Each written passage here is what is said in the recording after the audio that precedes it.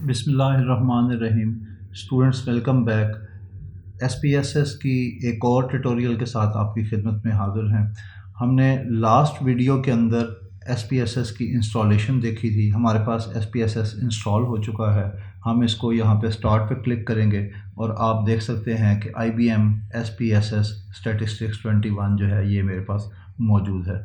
तो हम यहाँ पे इसके ऊपर क्लिक करेंगे। जैसे ही हम इस पर क्लिक करेंगे तो इसके बाद हमारे पास ये सॉफ्टवेयर जो है ये ओपन हो जाएगा। तो IBM SPSS स्टैटिस्टिक्स का वर्जन 21 इस वक्त मेरे सामने ओपन हो चुका है। ये जो पहली स्क्रीन आपके सामने आएगी इसको आप सिंपली यहाँ से क्रॉस कर देंगे। अभी हमारे पास कोई भी एग्जिस्टिंग प्रोजेक्ट नहीं है। अगर हम कोई प्रोजेक्ट होगा तो उसको ओपन करना चाहेंगे एग्जिस्टिंग को, तो उसको हम यहाँ से यूज़ करेंगे। फ़िलहाल हमें इसकी ज़रूरत नहीं है, हम इसको क्रॉस कर देंगे। क्रॉस करने के बाद अब आपके पास यहाँ पे IBM SPSS की मेन एडिटर स्क्रीन जो है वो डाटा एडिटर स्क्रीन आ चुकी है। यहाँ पर जैसा कि पहले आपको बताया गया है कि दो हमारे पास डाटा व्यू है और वेरिएबल व्यू है। तो ये नीचे दो टैब दिए हुए हैं, इनके अंदर हम मुख्तलिफ जो है वो डाटा व्यू के अंदर हम डाटा लिखेंगे। फ़िलहाल डाटा व्यू के अंदर आप देख सकते हैं कि वेरिएबल वेरिएबल वेरिएबल और इस तरह से तमाम वेरिएबल की जो है वो स्पेस बनी हुई है। हमारे पास किसी वेरिएबल का कोई नाम नहीं है। वेरिएबल व्यू के अंदर आके हम वेरिएबल डिफ़ाइन कर सकते हैं। आने वाली वीडियो में हम आपको दिखाएंगे कि किस तरह माइक्रोसॉफ्ट एक्सेल के अंदर अगर डाटा मौजूद हो तो उस डाटा को भी हम यहाँ पर ला सकते हैं। लेकिन अगर आप डाटा यहीं डिफ़ाइन करना चाहें तो उसके भी हमारे पास ऑप्शन मौजूद है यहाँ पर। क्योंकि आम तौर पे डाटा जो सर्वे से कलेक्ट किया जाता है वो गूगल फॉर्म के ज़रिए कलेक्ट करते हैं, और गूगल फॉर्म पे जो आने वाला डाटा है वो आम तौर पे पीछे एक्सेल की कोई ना कोई गूगल शीट होती है, और गूगल शीट में जो डाटा है वो CSV फाइल या XLS फाइल में मौजूद होता है। तो इसलिए हमें एक्सेल की फ़ाइल से डाटा इंपोर्ट करने का तरीका आना चाहिए। नेक्स्ट वीडियो में हम इंशाल्लाह आपको ये तरीकाकार बताएंगे कि किस तरह से एक्सेल में मौजूद डाटा को हम यहाँ पर ला सकेंगे। जब आप अपने फाइनल ईयर प्रोजेक्ट बनाते हैं या कोई सर्वे करते हैं तो सर्वे का जो फॉर्म का डाटा है वो आम तौर पे आपका एक्सेल के अंदर मौजूद होगा।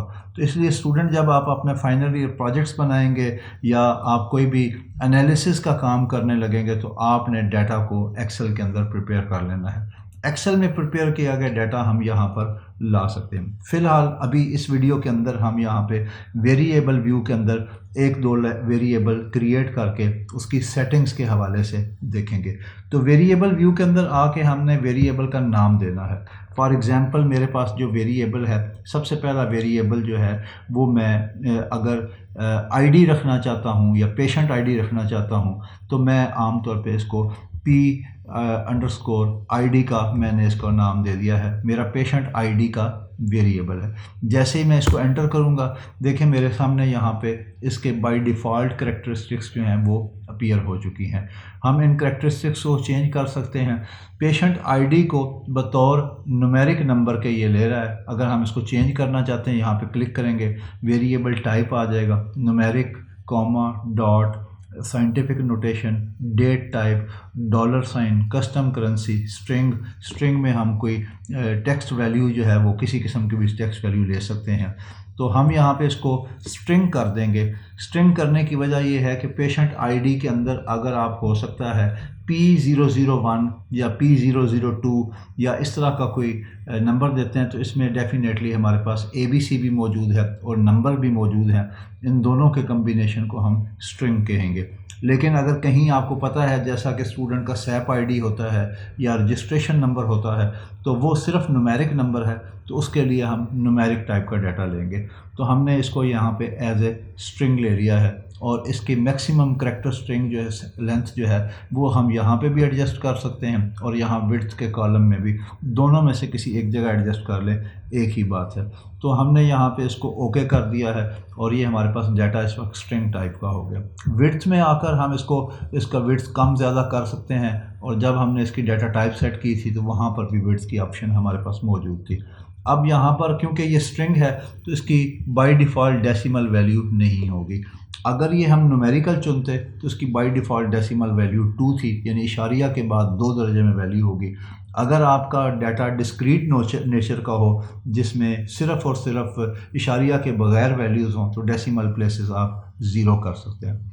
लेबल के अंदर आप इस डाटा की कोई भी डिस्क्रिप्शन जो है वो लिख सकते हैं। फॉर एग्जांपल मैं इसको लिख देता हूँ पेशेंट आईडी, यहाँ पे मैंने लिख दिया है, तो पूरी पेशेंट आईडी हमने लिख दिया ताकि हमें याद रहे PID हमने किस लिए रखा था। तो लेबल के अंदर आप यहाँ पे डिस्क्राइब कर सकते हैं हमारा डाटा किस नौइयत का होगा। वैल्यूज़ के अंदर आप मुख्तलिफ़ किस्म की वैल्यूज़ को एडजस्ट करते हैं कि किस किस्म की वैल्यूज़ यहाँ पे, अब हम पेशेंट आईडी के लिए कोई स्पेसिफिक वैल्यू जो है वो ट्रीट नहीं कर रहे। मिसिंग वैल्यू के अंदर अगर हम चाहें तो अगर no missing value by default है, लेकिन अगर कोई वैल्यू जिसको आप मिस करना चाहते हैं डाटा के अंदर वो वैल्यू मौजूद ना हो, तो यहाँ पर 1, 2, 3 मुख्तलिफ वैल्यूज़ दे सकते हैं कि इन वैल्यूज़ को एज ए बतौर यहाँ पर हम इस्तेमाल नहीं कर सकते, या इसको एज ए रेंज भी दे सकते हैं कि from this point two this point हम ये वैल्यूज़ यूज़ नहीं कर सकते।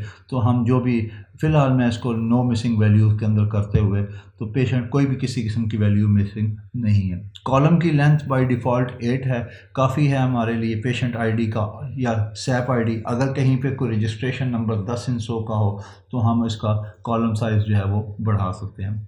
न्यूमेरिकल डाटा है हमारा या हमारा डाटा स्ट्रिंग टाइप है, तो स्ट्रिंग टाइप डाटा आमतौर पे लेफ़्ट अलाइन होता है, लेकिन अगर डाटा न्यूमेरिकल हो तो उसको हमें यहाँ से सेंटर अलाइन कर सकते हैं। डाटा हमारा कॉलम के अंदर किस तरह से दिखेगा उसको हम यहाँ से एडजस्ट कर सकते हैं। तो फ़िलहाल मैंने इसको लेफ़्ट कर दिया है।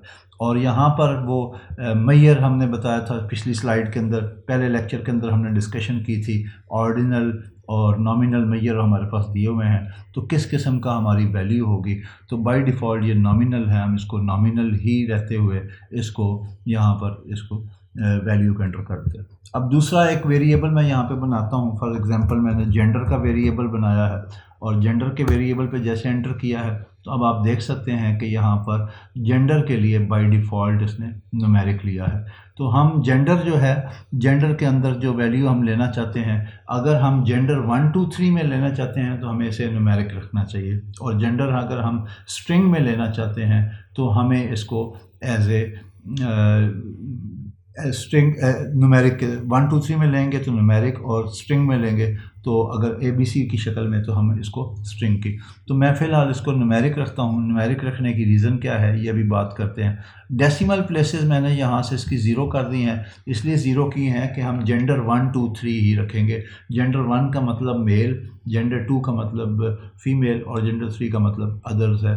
तो यहाँ पे मैं इसकी डिस्क्रिप्शन में जो है वो लेबल में लिख देता हूँ जेंडर डिस्क्रिप्शन जो है, या जेंडर टाइप जो है मैं इसको लिख देता हूँ यहाँ पे जेंडर टाइप। तो हम यहाँ पे जेंडर टाइप लिखना चाहते हैं कि हम किस किस्म की जेंडर होगी। वैल्यूज़ के अंदर हम आके क्लिक करते हैं तो अब यहाँ वैल्यू हम डिफ़ाइन कर सकते हैं। फॉर एग्ज़ाम्पल वैल्यू 1 जो होगी ये मेरा लेबल होगा मेल के लिए, और मैंने मेल को लिखकर यहाँ पर ऐड किया है तो मेरे पास ये ऐड हो चुका है। 1 जब लिखूँगा तो इसका मतलब मेल होगा। इसके बाद मैं यहाँ पे डिफ़ाइन कर लेता हूँ वैल्यू मेरे पास है 2 जो है that is for the female, तो मैं यहाँ से इसको फ़ीमेल लिख लेता हूँ। फ़ीमेल लिखने के बाद ऐड करूँगा तो यहाँ पे ये फ़ीमेल। और अगर जेंडर 3 अगर आप रखना चाहते हैं किसी सिस्टम के अंदर कोई ऐसे जेंडर का है आपको चांसेस, तो आप जेंडर 3 लिखेंगे, एंड फॉर अदर्स लिख सकते हैं, या फीमेल कुछ भी आप लिख सकते हैं। हम अदर लिखते हुए इसको ऐड कर लेते हैं तो 3 फॉर अदर जेंडर, या हमें समटाइम किसी के जेंडर के बारे में ना पता हो डाटा के अंदर तो हम उसको अदर में भी सिलेक्ट कर सकेंगे। ये करने के बाद मैंने इसको ओके कर लिया है। अब यहाँ पर हमारे पास ये जेंडर जो वैल्यूज़ हमने लिखी थी, मिसिंग वैल्यू की हमें यहाँ ज़रूरत नहीं है। अब क्योंकि ये न्यूमेरिकल डाटा है तो इसको मैंने यहाँ से सेंटर अलाइन कर दिया है, और इसके बाद मैं इसको यहाँ से नॉमिनल स्केल में कन्वर्ट कर दूँगा, बिकॉज़ हमने पहले देखा है कि जेंडर जो हैं वो हमारे नॉमिनल स्केल के अंदर होते हैं, क्योंकि क्लासिफिकेशन वाला डाटा है, क्लास हमने इसके अंदर कोई वैल्यू रखी है तो हम इसको यहाँ पे नॉमिनल कर दिया। अब जैसे ही मैंने ये अपने डाटा टाइप्स या वेरिएबल जो हैं वो एडजस्ट कर लिए हैं, उसके बाद हम डाटा व्यू की ऑप्शन में जाएंगे। डाटा व्यू के अंदर आप देख सकते हैं कि पेशेंट आईडी और जेंडर के 2 कॉलम मेरे पास मौजूद हैं।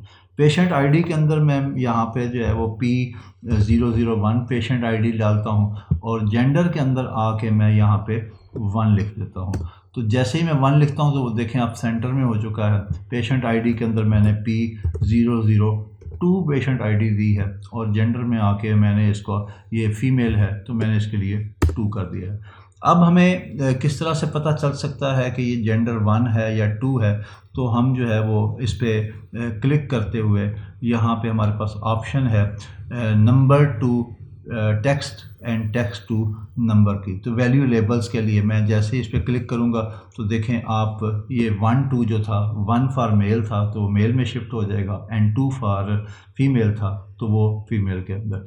तो जैसे ही हम इसको दोबारा क्लिक करेंगे तो दोबारा ये 1 2 के अंदर। क्योंकि हमें डाटा के ऊपर एनालिसिस निकालना होता है तो हम आम तौर पे मुख्तलिफ़ चीज़ों की न्यूमेरिकल वैल्यूज़ ले लेते हैं। फॉर एग्ज़ाम्पल टेम्परेचर है और टेम्परेचर हमारे पास 3-4 किस्म के हैं। कोल्ड टेम्परेचर है, वेरी कोल्ड टेम्परेचर है, नॉर्मल टेम्परेचर है, हॉट है और वेरी हॉट है। तो हम इसे न्यूमेरिकल नंबर्स में 0 1 2 3 4 या 1 2 3 4 5 की शक्ल में दे सकते हैं ताकि हम उसके ऊपर कोई न्यूमेरिकल वैल्यूज़ होंगी तो हम उसके ऊपर इजीली अपने स्टैटिस्टिकल टूल को परफॉर्म कर सकेंगे। So this is the basic कि हमने इसकी वेरिएबल व्यू को और डाटा व्यू को किस तरह से इस्तेमाल करना है स्टैटिस्टिक्स इसके लिए। तो ये उसके लिए बेसिक वीडियो थी।